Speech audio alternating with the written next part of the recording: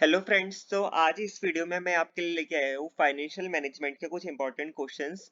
ये है आपके एलपीयू के सेकंड सेमेस्टर एमबीए के कोर्स का कोर्स टाइटल और course code DMGT 405 financial management.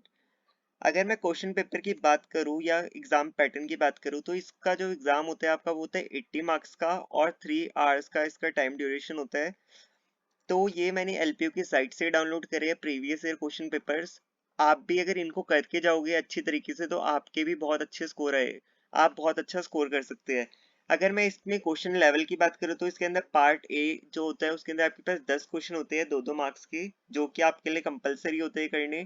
और पार्ट बी के अंदर आपके पास होते हैं टोटल 9 क्वेश्चन, जिसके अंदर से आपको 6 क्वेश्चन करने होते हैं और 6 क्वेश्चन वो आपके 10-10 नंबर के होते हैं।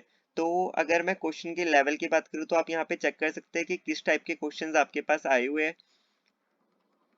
पार्ट ए के अंदर इसके अंदर हमारे पास जैसे कि शॉर्ट क्वेश्चंस में है, जैसे कि लीज फाइनेंसिंग के बारे में एक छोटा सा नोट लिखो। A rupee today is more valuable than rupee a year hence.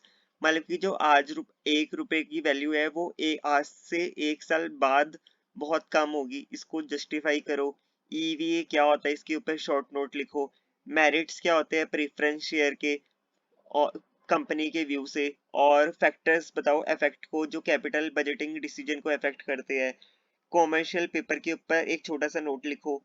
Capital of a company क्या होती है, cost of capital to a company क्या होता है, एक्सपेक्टेड रिटर्न किसे कहते हैं हम, डिविडेंड बिहेवियर क्या होता है, ऑप्टिमल कैपिटल स्ट्रक्चर हम किसे कहते हैं। तो ये आपके थे कुछ 2-2 नंबर वाले क्वेश्चन। अगर हम लॉन्ग क्वेश्चन की बात करें तो इसके अंदर आपको न्यूमेरिकल बेस्ड और थ्योरी बेस्ड दोनों क्वेश्चन मिल जाते हैं।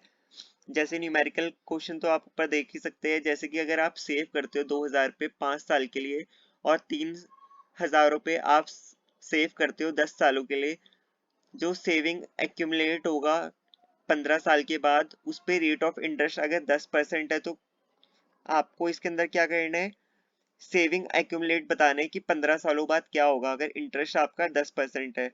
जैसे अगला थ्योरी क्वेश्चन है आपके पास, जैसे influence working capital requirement of a company क्या क्या होती है, उसको कौन से फैक्टर्स इफेक्ट करते हैं। कैपिटल बजटिंग प्रोसेस क्या होता है उसको डिटेल में लिखो। और मोदिगिलामानी मिलर्स थ्योरी क्या थी उसको डिटेल में लिखो। Profit maximization versus wealth maximization क्या होता है और इसके ऑब्जेक्टिव क्या होते हैं फाइनेंशियल मैनेजमेंट के। फाइनेंशियल लीज किसे कहते हैं हम। वाल्टल मॉडल क्या था डिविडेंड डिसीजन का, उसको डिटेल में लिखो। ये था हमारा पहला क्वेश्चन पेपर।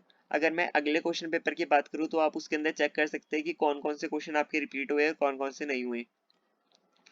तो इस पेपर के अंदर अगर हम बात करें इसके अंदर कुछ क्वेश्चन जैसे कि फाइनेंशियल मैनेजमेंट क्या होता है और ईवीए क्या होता है, cost of capital, financial leverage, working capital, तो ये कुछ क्वेश्चंस बार बार रिपीट हो रहे हैं। अगर आप इन क्वेश्चंस का स्क्रीनशॉट भी ले सकते हैं, यहाँ पे मैंने वीडियो को थोड़ी देर के लिए पॉज कर दिया है, आप यहाँ पे स्क्रीनशॉट ले लो इन क्वेश्चंस का ताकि आप इनको आराम से प्रैक्टिस कर पाओ। तो अब आते हैं हम सेक्शन बी पे। यहाँ पे आप सेक्शन बी का भी स्क्रीनशॉट ले लो। सेक्शन बी के अंदर इस पेपर के अंदर हमसे ज्यादातर न्यूमेरिकल्स पूछे गए हैं। जैसे कि अगर क्वेश्चन की बात करूँ तो यहाँ पे क्वेश्चन है जो कि फाइनेंशियल मैनेजर होता है उससे उसके द्वारा कौन कौन से डिसीजन लिए जाते हैं उन सबको डिटेल में बताओ। नेट इनकम अप्रोच क्या होता है कैपिटल स्ट्रक्चर का, उसको एक्सप्लेन करो। डिटर्मिनेंट्स क्या होते हैं एस्टिमेटिंग वर्किंग कैपिटल रिक्वायरमेंट्स के। और सिमिलैरिटीज और डिसिमिलैरिटीज क्या होती है एनपीवी एंड आईआरआर के बीच में।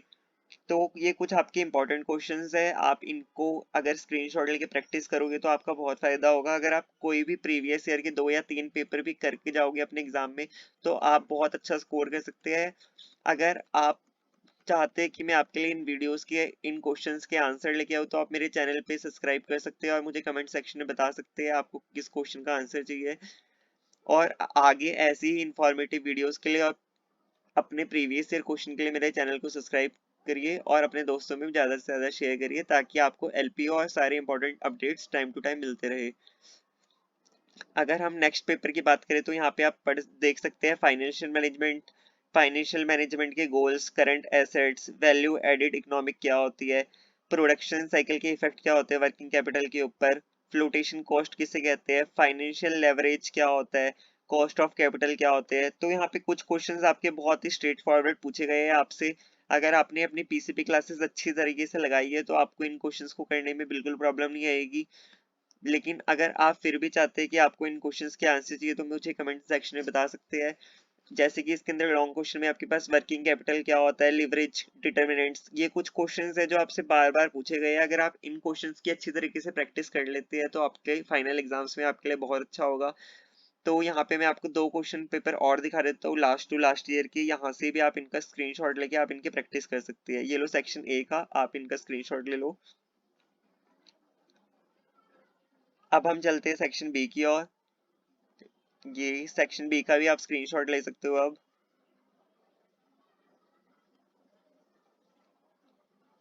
अब हम चलते हैं नेक्स्ट क्वेश्चन पेपर की तरफ, इसी कोर्स का, आपका फाइनेंशियल मैनेजमेंट का। यहाँ पे आप सेक्शन ए के क्वेश्चंस देख सकते हैं। बार बार कुछ क्वेश्चंस तो रिपीट ही हो रहे हैं इसके अंदर एज इट इज उठ के, तो आप उनका तो अच्छे तरीके से अपने एग्जाम के लिए पूरा रिवाइज करके जाइए, प्रैक्टिस करके जाइए, ताकि आप बहुत अच्छा स्कोर कर सके।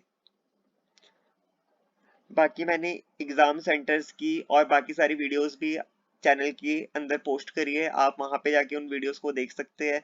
अगर आपको फिर भी कोई डाउट है तो आप मुझसे कमेंट सेक्शन में पूछ सकते हैं। तो फ्रेंड्स, मिलते हैं अब हम अगली वीडियो में एक नए कोर्स के साथ। Thank you so much.